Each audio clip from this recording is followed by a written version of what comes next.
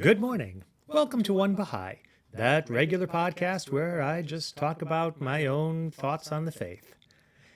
If you want something more official, go to Baha'i.org. Otherwise, this is just me, nothing official, just one individual.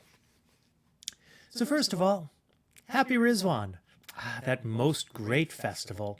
Probably my favorite time of the year because in many parts of where I've lived, in many places where I've lived, the snow is finally melting, trees are blooming, flowers are coming out. I love this time. One of my favorite things about Ridvan is the Ridvan message, that message of annual love and guidance from the Universal House of Justice. Now, last month we had the Nowruz message, which gave us a lot of insights into what was happening in the world and some ideas about where we could move, how we could move forward. As I was reading the Ridvan message yesterday, it occurred to me just how intimately intertwined these two messages are. So I'm going to just briefly look at the Ridvan message. A link to it is in the description of the video. My eyes will keep going down to the screen because I'm reading it off my computer screen. I don't have a hard copy. It's only 5 paragraphs. It's a fairly short message, but it's so filled. So the first 2 paragraphs, they talk about those 2 emerging realities that are happening around the world.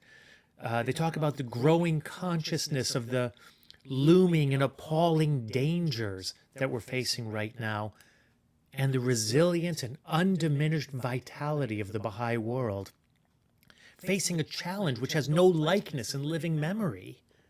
This is unique. So, in those paragraphs, we see the concrete reality of those twin processes of integration and disintegration. We see the disintegration in the first paragraph, the integration in the second, the tearing down of the old, the building up of the new.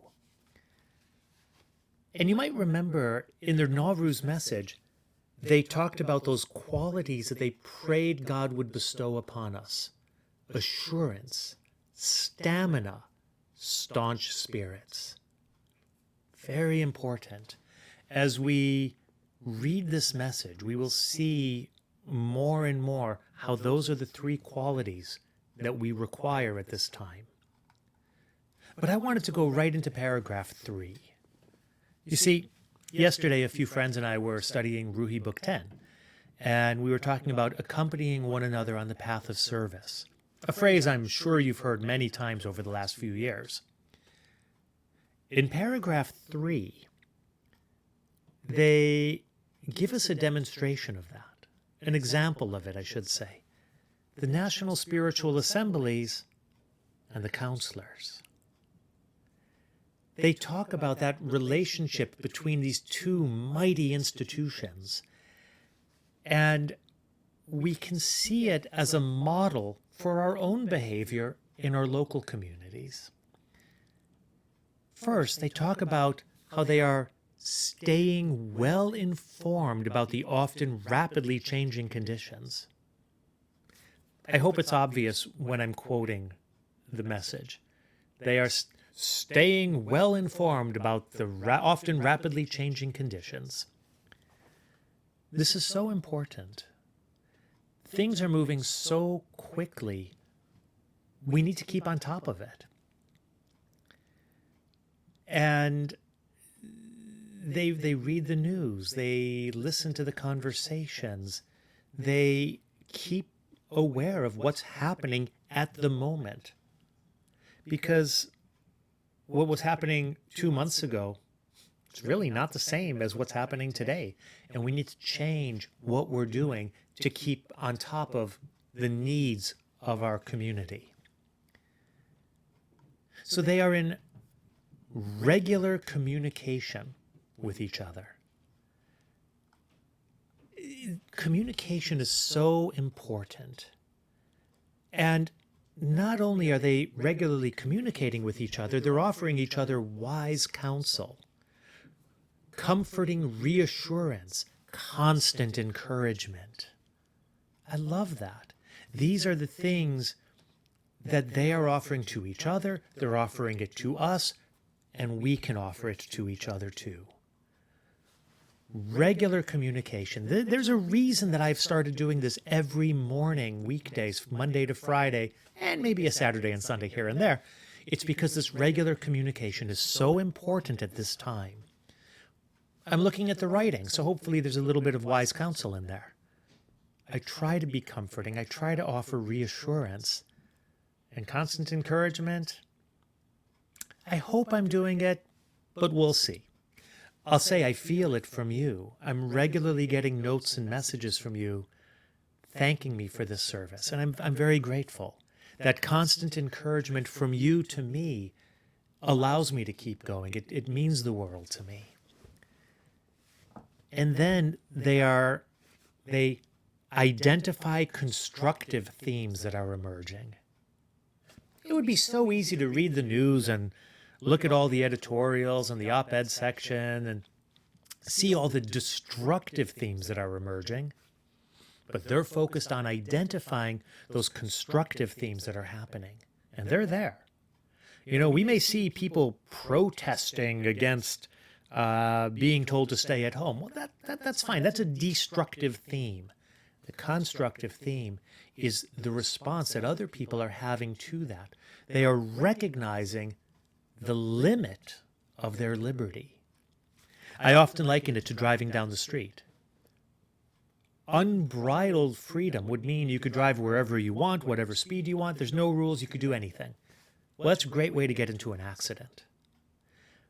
But by allowing these limitations, the lanes of the road itself, speed limit, stop signs, red lights, green lights, by understanding all of this and obeying it.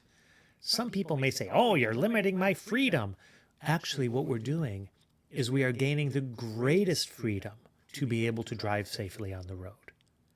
That's what these restrictions seem like to me today. So these institutions are identifying constructive themes. And if you read the guidance from your National Assembly, from your counselors, from your auxiliary board, your regional Baha'i councils, your local assemblies, you will see these constructive themes are being offered. House of Justice is offering them in this letter. And then we get paragraph 4. The comfort we take at seeing the resilience of the Baha'i world manifest itself in action is tempered by our sadness at the consequences of the pandemic for humanity. I remember a story from a friend of mine. She was not a Baha'i at the time. Her brother was. I think it was her brother. He had passed away, and she was weeping at his funeral. And one of the Baha'is, I don't know why, but they came up to her and they said, Baha'u'llah said, I have made death a messenger of joy to thee, wherefore dost thou grieve? And they told her that she should be joyous. And this was a huge barrier for her. She said later, once she got over that, she read the story of Abdul Baha after Baha'u'llah passed away, and how he was weeping and just grief-stricken. She read the story of Shoghi Effendi when Abdul Baha passed away, and how he went comatose. It is okay to grieve.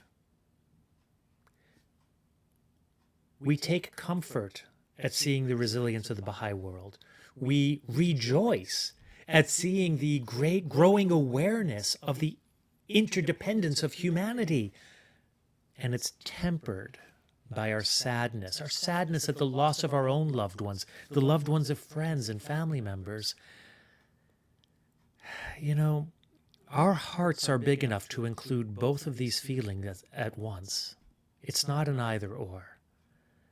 And the Universal House of Justice is allowing us to feel both. They feel both at this time. And that's very reassuring to me.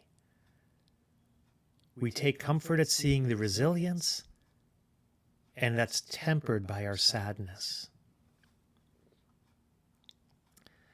And then, you remember I just mentioned the Nowruz message? Well, paragraph 5, okay? However long and arduous the road that must be traveled. Nowruz message, they talked about praying that God gives us stamina. Assurance, stamina, staunch spirits.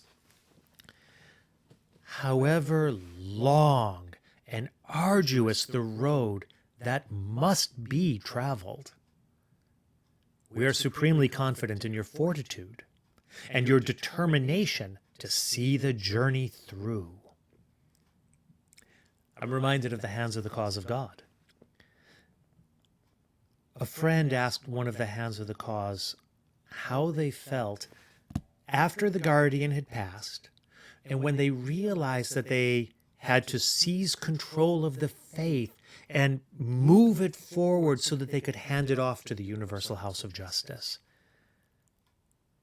And I'm going to paraphrase this, but the hand said something along the lines of, after the fog of grief lifted, we could see the mountain looming before us.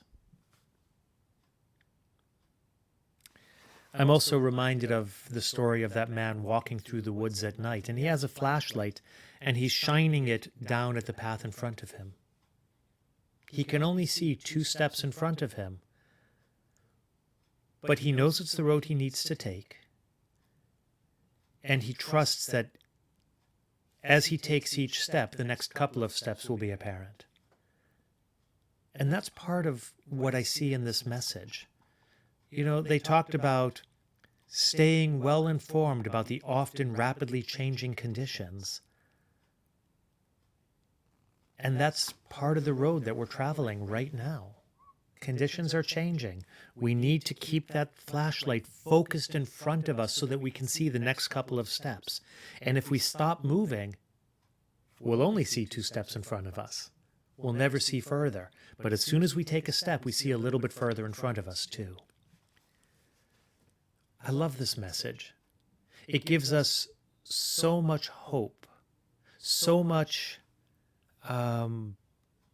confidence.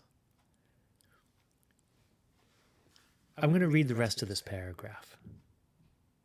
You draw from stores of hope, faith, and magnanimity, putting the needs of others before your own, enabling those who are deprived to be spiritually nourished, those who increasingly thirst for answers to be satisfied, and those who long to work for the betterment of the world to be offered the means.